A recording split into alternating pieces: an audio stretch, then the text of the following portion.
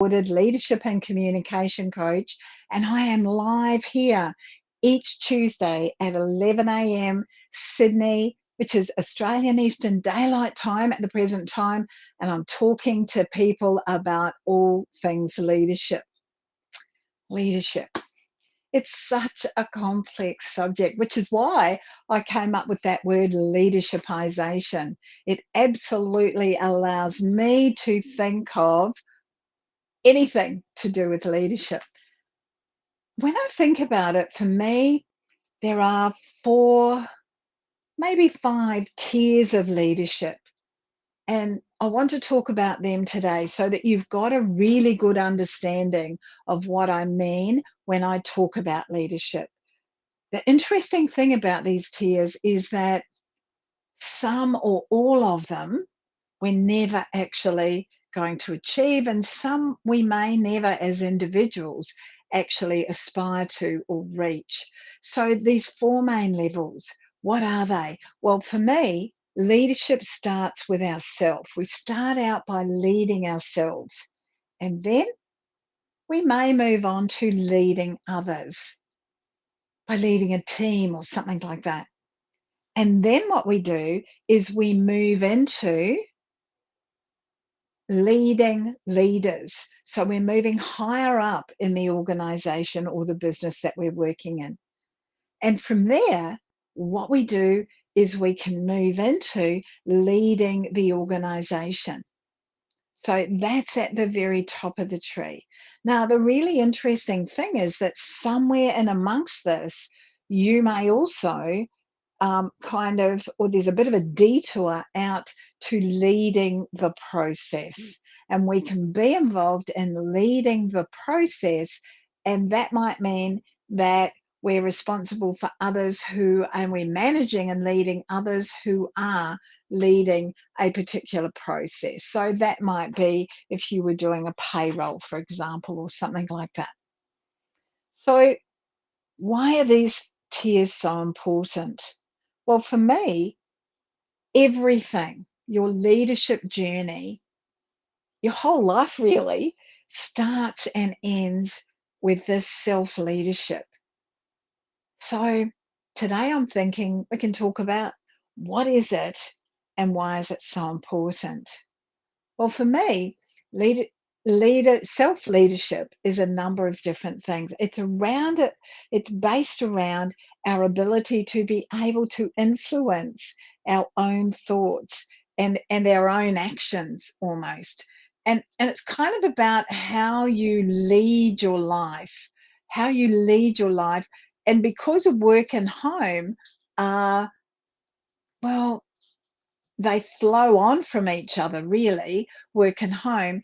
It's about your ability to kind of set your course, to follow that course, and then to correct your course as you might need to. It's also self-leadershipization is also about a process to feeling empowered. It's not the process of feeling empowered, it's a process to feeling empowered. It's like a continuous journey for you, and it never goes away. It's always going to be there. It's always something that you're doing because you're your own manager. So you're almost moving on to personal mastery. It's all about having a great sense of who you are, knowing what your capabilities are and what your vision for the future is going to be. And maybe you've got some really big motherhood goals that you want to achieve, but it's about setting those targets to actually get there. So self-leadership is also internal, how you see yourself internally and how others see you externally. And really good, really strong, really solid self-leadership requires you to be honest with yourself, and it requires some really good self-reflection. So when I think about self-leadership, it comes down to 4 main components for me. There's kind of, it's all about self. There's self-discovery, there's self-acceptance, there's self-management, and there's self-growth. So I figured it would be a great idea to start to examine these. Let's have a look at self-discovery.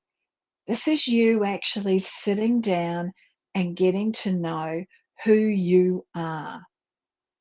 Who you are. What are your values? What is it about those values that is so important to you? What is it that makes you actually feel alive? What are the things that you love to do? What are the things that you really don't like? What are the things that press your buttons?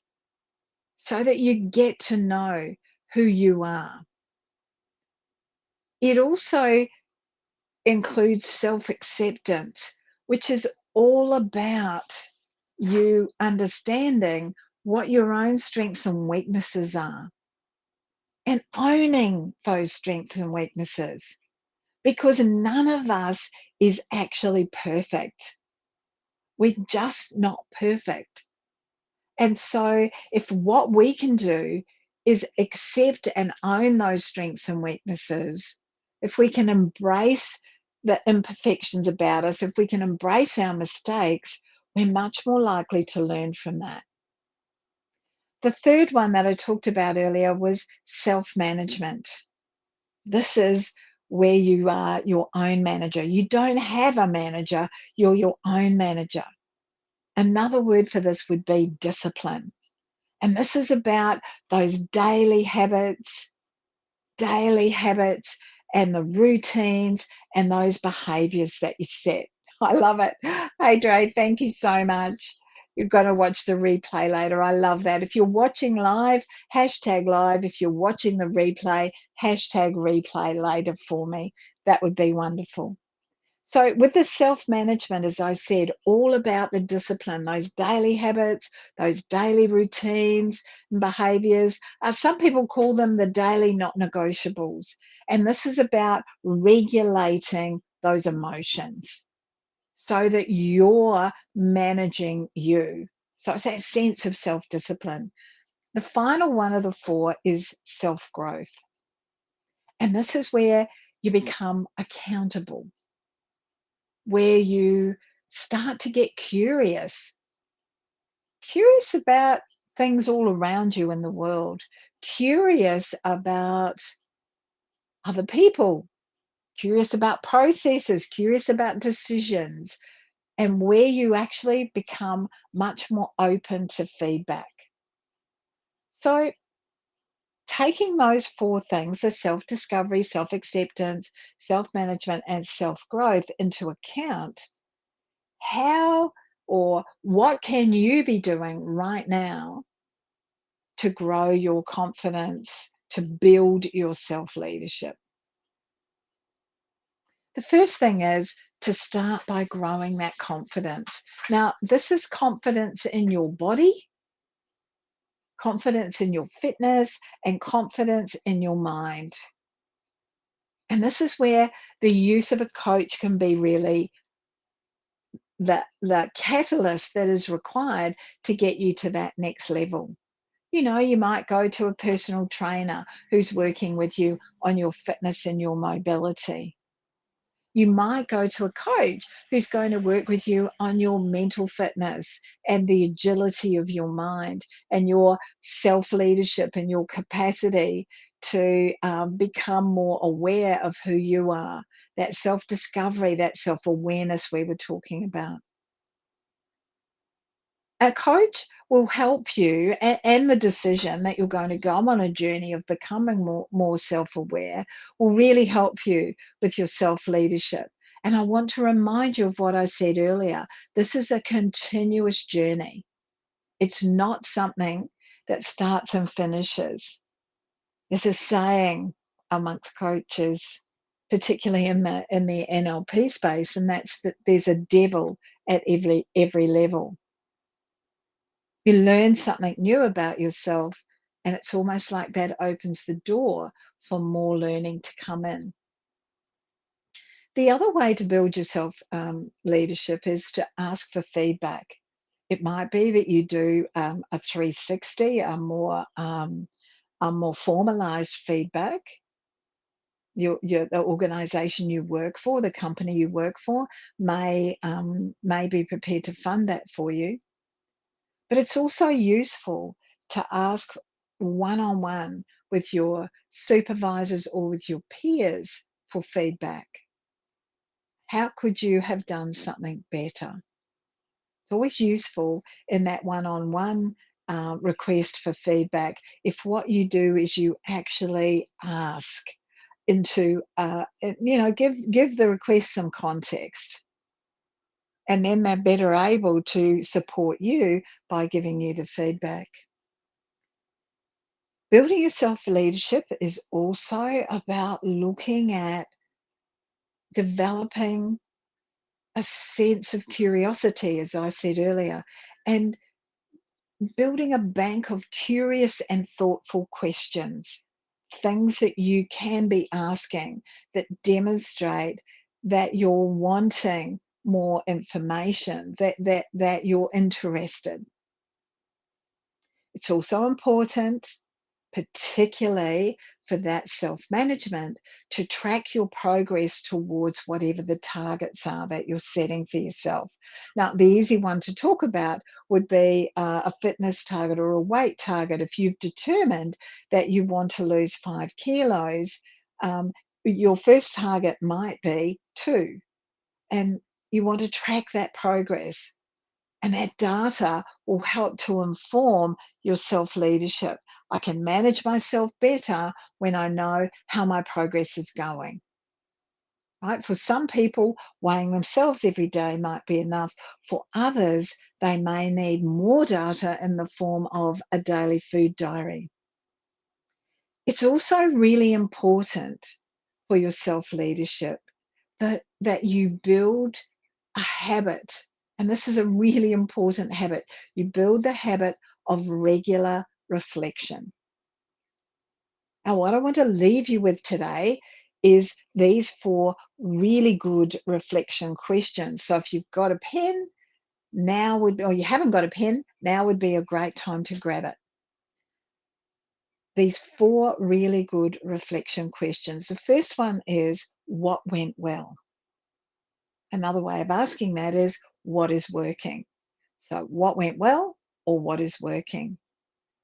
The second one is, what didn't go well or what is not working? Yeah. What didn't go well or what is not working? The third question is, what could be better?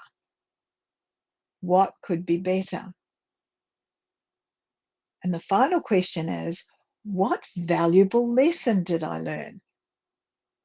Now, if you're interested in a set of daily, weekly, monthly, yearly self-reflection questions, yell out and I'll provide you with a link to a free gift that I have that looks exactly like that. When you think about those 4 reflection questions, if you're wanting to build your self-awareness, the best thing that you can do is self-leadership. The best thing you can do is ask those questions from an I perspective. What did I do well? What did I not do quite so well? What could I do better? And what valuable lesson did I learn? And what you'll find is that that will turn it around a little bit so you're actually reflecting and examining on you. Okay, I hope that you find those 4 reflection questions really useful. Look, a reminder, tonight at 7:30 Australian Eastern Daylight Time for 90 minutes and continuing tomorrow night and Thursday night, I've got a free 3-session workshop. It's all about authentic, assertive communication so that what we can do is lower your stress levels and increase your influence as a leader. So 7:30 p.m. tonight, Australian Eastern Daylight Time, 6:30 p.m. Australian Eastern Standard Time, 9:30 p.m. in New Zealand, 4:30 p.m. in Singapore. If you want to be involved in that, ask below and I'll make sure that you get the link. It's all on Zoom for those 3 nights. It's not the same each night. It's something different every single night so that we can move you through a process. So I'd love to see you there if you're keen to be there. In the meantime, see you here next Tuesday, 11 a.m. Sydney time, Australian Eastern Daylight Time. I'm hoping to have a guest joining me next week to talk about leadership. Just in the process of aligning all my guests up, and obviously they're busy people, so it's a little bit like, yeah, deck chairs on the Titanic, I guess would be one way of putting it. Thank you for those who've joined me live and also for those who are watching the replay. It's great to be here. All things leadership, leadershipization. Enjoy your week. Bye now.